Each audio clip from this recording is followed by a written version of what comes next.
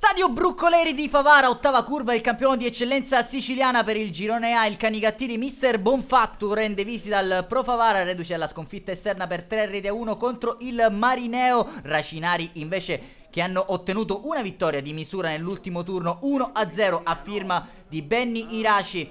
Dirige l'incontro il signor Vai della sezione di Iesi, coadiuvato da Di Paola di Catania e Ricco Bene di Enna. 4-3-3, questo l'abito scelto da Mister Bonfatto per vestire il proprio Canicattì, che si schiera con Guddo tra i pali, di fronte a lui Caternicchia, Pettinato, Raimondi e Tedesco, cerniera di centrocampo composta da Garufo, Privitera e Morana, tridente con Iraci, Matera e Gradito.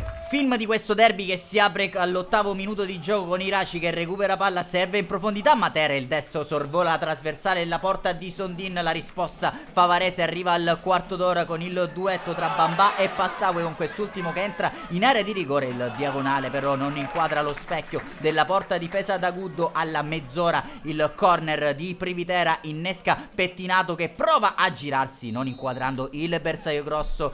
Prima frazione di gioco e termina con un cambio dentro Peppe Iezzi al posto di Gradito. Segue solo il duplice fischio del direttore di gara e squadra di guadagno gli spogliatoi sul parziale ad occhiali. Un primo tempo avaro di emozioni al quale seguirà un secondo tempo altrettanto noioso. Prova a rompere il ghiaccio il Canicattì con il corner del solito Privitera che centra la testa di Caternicchia, non c'entra però lo specchio della porta. Dentro Gueye il logo di Matera. Poco dopo l'ora di gioco al 72esimo Iraci sfonda sulla destra, mette dentro per Iezzi, Gueye da due passi, il tap-in ma in posizione di fuorigioco, annullata la rete del vantaggio canicattinese. Al 75esimo Benivegna serve Aureliano, il mancino fa solo il solletico a Guddo. 87esimo prova allora a illuminare Iraci che serve Morana tra le linee, rompe in area di rigore, il diagonale si spegne però a fondo campo. Ultima emozione al 90esimo col cross messo dentro per Contino, prova a coordinarsi al volo. Ultima emozione di questo derby, Favara e Canicattì si dividono la posta 0-0. Canicattì che mantiene la vetta della classifica in coabitazione con la Mazzarese, a un punto di distanza la Nissa. Un saluto allora amici appassionati, appuntamento come al solito alla prossima.